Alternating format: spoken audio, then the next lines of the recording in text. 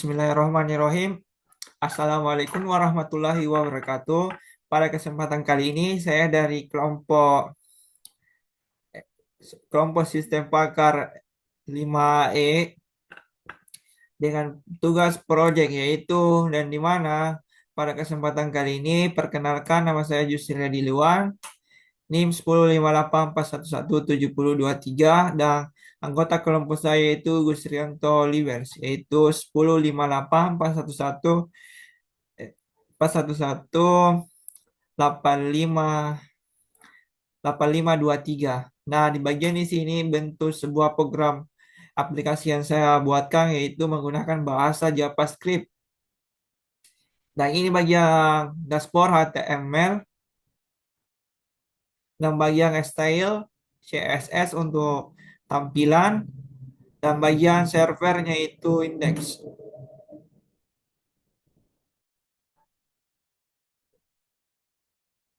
Untuk selanjutnya itu saya akan menjalankan server web ini dengan perintah node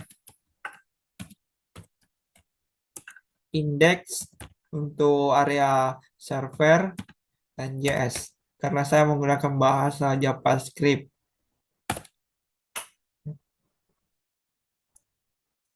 Dengan hasil server yaitu HTTP localhost 300 dan di sini saya menggunakan HTTP localhost 300 dan selanjutnya saya akan tes web ini.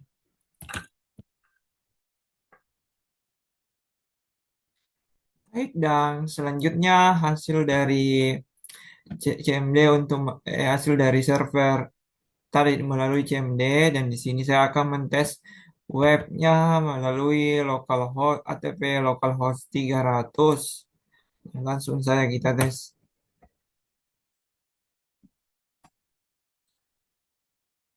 Nah, untuk tampilan webnya itu seperti ini memiliki dashboard, inteligensi, minimarket, dan prediksi pemesanan material bangunan. Nah, di sini memiliki dua materi. Dan materi pertama yaitu fungsi Tuksomoto yang dibawakan oleh saya sendiri atas nama Yusra Diluan dari kelas 5E. Pada kesempatan kali ini saya akan menjelaskan beberapa bagian. Nah, bagian pertama yaitu hasil rekomendasi material bahan bangunan dan di mana eh, tabel ini tabel ini memiliki fungsi yang merekomendasikan pemesanan banyak berupa output jumlah pemesanan material bahan bangunan misalnya semen, bata atau besi yang direkomendasikan. Nah, inputnya saat ini yaitu persediaannya material yaitu terdiri dari 40 dan permintaannya saat ini 70 dan waktu yang dikirim 5 hari. Dan selanjutnya bagian detail proses Tsukamoto, di mana derajat keanggotaannya terdiri dari persediaannya rendah 0,50 dan persediaan sedang, persediaan tinggi 0,00. Persediaan sedangnya itu 0,50, permintaannya kecil 0,00, permintaan sedang 0,00 dan permintaan besar 100 dan waktu cepat 00 dan waktu sedang 1,100 dan waktu lambat 00. Nah, di mana fungsi ini melibatkan dari input variabel. Nah, selanjutnya aturan dari persediaan yang tersedia di material bahan bangunan yang tersedia saat ini yaitu persediaannya 40, permintaan suatu proyek yang harus dikirimkan 70 dan waktu pengirimannya 5 hari. Maka kita hitung rekomendasi, maka agresi outputnya yaitu R1 bagi 0,5 dikali 75. Ini 75 hasil dari unit. Dan selanjutnya 75 per 0,5. Di mana hasil ini didapatkan di sini. Karena di sini tinggi, rendah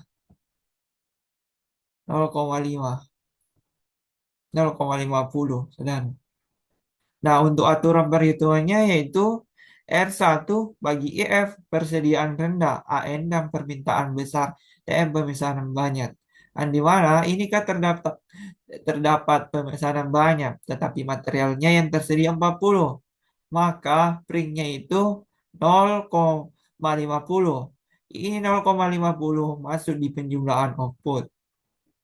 75 per 0,50 hasil dari unit.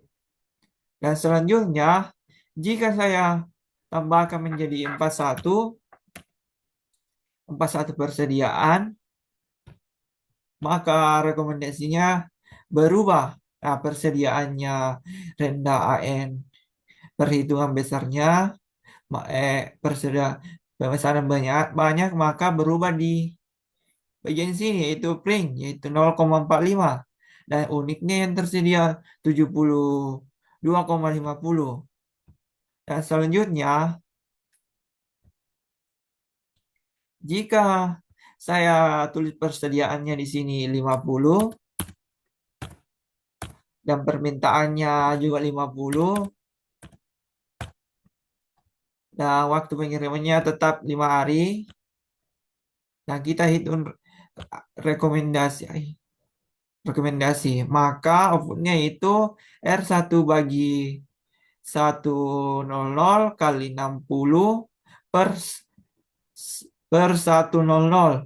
Di mana hasil aturan ini dikali di atas, yaitu R3 bagi IF persediaan sedang, AN permintaan sedang, TM permintaan cukup. Dan di mana permintaannya ini cukup, maka printnya itu 100 dan unit yang tersedia 60. Nah, selanjutnya di bagian di sini, bagian hasil rekomendasi material yang tersedia saat ini yaitu 60 unit. Maka rekomendasi untuk pemesanannya cukup. Nah, untuk inputnya persediaan 50 dan permintaan waktu dikirim 5 hari, maka output yang dijumlahkan dari pemesanan material utama memenuhi kebutuhan. Nah, itulah itulah materi dari Buksi Kusamoto dan selanjutnya saya keserahkan ke materi kedua, Gus Rianto Livels.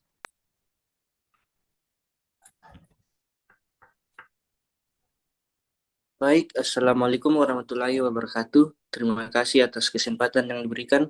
Saya materi kedua akan melanjutkan melanjutkan materi yang pertama tadi yang dibawakan oleh teman saya Jusriadi Liwang. Baik, saya akan menjelaskan analisis a priori. Maksud saya, ya, analisis a priori. Pada metode analisis a priori yang kami gunakan, yaitu algoritma klasik dalam data mining untuk menemukan aturan asosiasi atau association rules dalam sebuah database transaksi. Tujuan utama kami bukan sekedar melihat apa yang laku, tetapi memahami kombinasi produk yang memiliki kecenderungan dibeli secara bersamaan oleh pelanggan.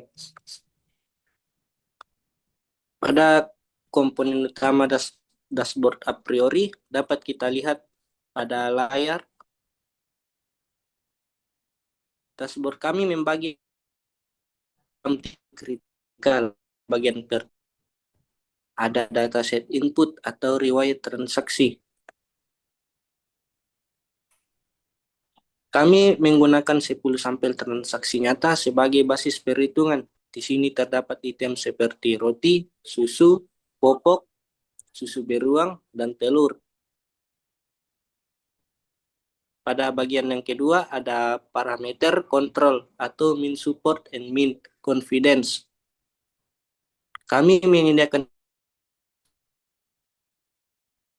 kualitas yang dihasilkan.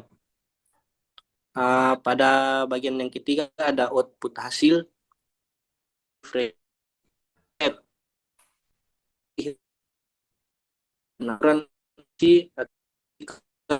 jika antar produk.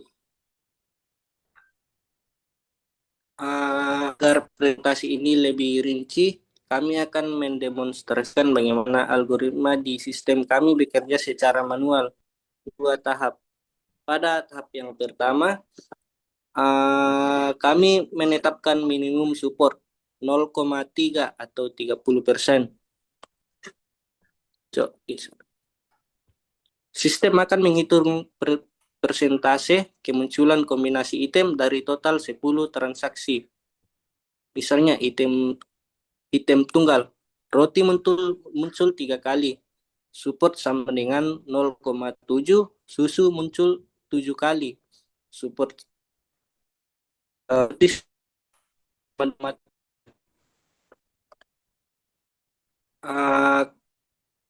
kombinasi ini kami pasangan roti dan susu. Dan kami pasangan ini transaksi sama 8. Nah, dari hasilnya itu import dan 0, karena 0,5 0,5 lebih besar dari 0,3. Maka kombinasi ini dianggap valid untuk dianalisis lebih lanjut. Oke, pada tahap yang kedua, analisis confidence atau kekuatan hubungan. Setelah pola ditemukan, kami mengukur beberapa akibat tersebut dengan minimum confidence 0,6. Pada studi kasus yang pertama, jika seseorang membeli roti, seberapa besar peluang mereka juga membeli susu? Dengan support roti, susu, atau maka sama dengan 5/0,7. Ada sel itu sama dengan 0,71 atau 71%. Kita bisa dapat 0,71%. Nah, pada hasil ini, hasil akhirnya nilainya 71%. Ini jauh melampaui batas minimal 60% yang kami tetapkan, sehingga sistem kami mengeluarkan rekomendasi pola ini secara otomatis. Nah, lanjut pada materi selanjutnya, itu interpretasi strategis atau wawasan bisnis. Nah, berdasarkan analisis dari kelompok ini menyimpulkan beberapa poin strategis yang dapat diterapkan pemilik toko. Nah, yaitu yang pertama, cross selling atau mengingat tingginya hubungan antara roti dan susu. Kami menyarankan penempatan kedua barang ini secara berdekatan atau dalam satu area pandang pelanggan. Nah, pada poin yang kedua, ada produk bundling. Nah, kami merekomendasikan pembuatan paket sarapan dengan harga sedikit lebih murah daripada beli satuan untuk memaksimalkan volume penjualan produk susu yang juga memiliki frekuensi tinggi. Nah, pada bagian yang terakhir ya, yang ketiga, lift ratio analisis.